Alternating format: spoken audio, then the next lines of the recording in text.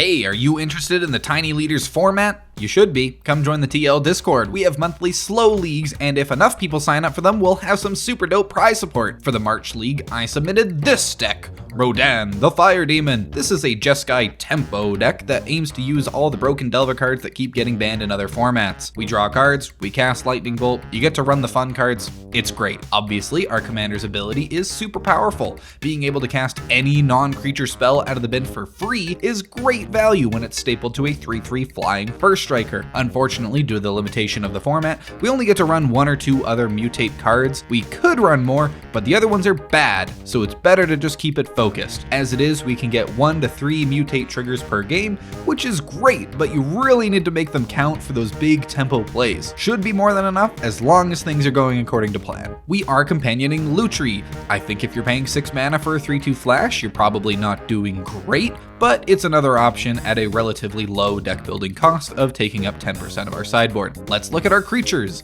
Adanto Vanguard is something I love about this format because we get to run cards like this. This dinky standard uncommon gets into the red zone really well and is a great mutate target because it can protect itself and thus your commander. Brazen Borrower is a solid tempo card. Love when my creatures are also relevant spells. Bone Crusher is the truth, and I love when my creatures are also relevant spells. Sprite Dragon is pretty self-explanatory. It attacks well and it benefits from doing things that we wanted to do anyway. DRC is our only human, meaning we can't mutate onto it, but the card selection and aggressive stats it provides more than compensate for that downside. Dreadhorde Arcanist is banned in Legacy for a reason. This card isn't very fair, and it gets so much better when it's got a Vadrok on top. Flame Tongue is very good at multiple stages of the games. Love when my creatures are also relevant spells. Geist has Hexproof, which makes him another great mutate target, and once you start attacking with 7 flying damage every turn, it's not going to get much better for your opponent, and he's also pretty good on his own. Ledger Shredder is another creature that was definitely printed in 2022.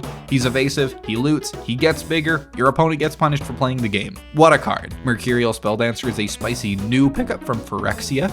Again, a fantastic mutate target, because it's unblockable, so you can fork people over really easily. Monastery Mentor speaks for itself, Ragavan speaks for itself. Sea Dasher Octopus is our only other mutator in this build. You don't need to save him for Vadrok, because just drawing a card is pretty good, but getting a second mutate trigger is pretty good. Let's look at our spells. Ancestral Vision is a bit cheeky. Optimally, you'll loot this away and then free cast it later with Vadrok or with Dreadhorde Arcanist, but suspending it on turn 1 and getting the turn 4 reload is one of our best plays. We have a somewhat deep removal package, no spicy picks in here, it's just your standard Jeskai fare, and sending the burn spells upstairs lets us close out games. EI just got banned in Legacy, I shouldn't have to explain why this is a good card. Our other cantrips are just there to do what they're there to do. Prismari Command is kinda greedy, but I like it, buyer beware.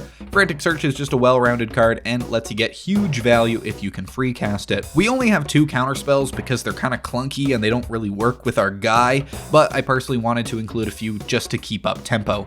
Mist Up is here because it's free, Mana Leak is here because we don't need a hard counter, hopefully, and we are playing 3 colors. And finally, Fable of the Mirror Breaker just because it's a fucked up magic card. I've got a relatively large pile of cards in the considering pile. Cards that could be considered include your favorite Planeswalker, Lore Drakis, Mizzium Mortars, Recommission. Savim's Reclamation has some fun implications because you can get the flashback bonus without actually flashing it back. We got different flavors of counterspell, Psych Rift, Delayed Blast, Fireball, Jeskai Charm, Snap, any other good Jeskai tempo cards that we've played through the years. My sideboard looked like this for the March League. Take it with a grain of salt. I didn't really put too much thought into it, and yours is going to have to be tuned to your own meta. This deck's greatest strength is just being really fun to play. You get to play proactively while still having the ability to be reactive. All your cards are good cards, and I mean, we're playing a tempo deck, right? If you're a spike, this deck is a dopamine overdose. You're drawing so many cards, you're casting so many spells, you eke out these little moments where you set your opponent back and advance your own game, and then just when they think they're gonna stabilize, you drop your commander and have this huge turn. It's like crack. I love this deck. It's super customizable if you'd like to play more aggressive, more controlling, maybe you just like birds, I don't know. So far, the deck's biggest weakness is playing from behind early. If your opponent plays a sticky threat or they turbo at a relevant 3-drop, we run into some trouble. Not so much that we can never recover, but we really prefer to be the beatdown. We also don't do great if we can never stick a creature. If they're just gonna play mono removal, the game's gonna be hard for us and there's not a lot we can do about it.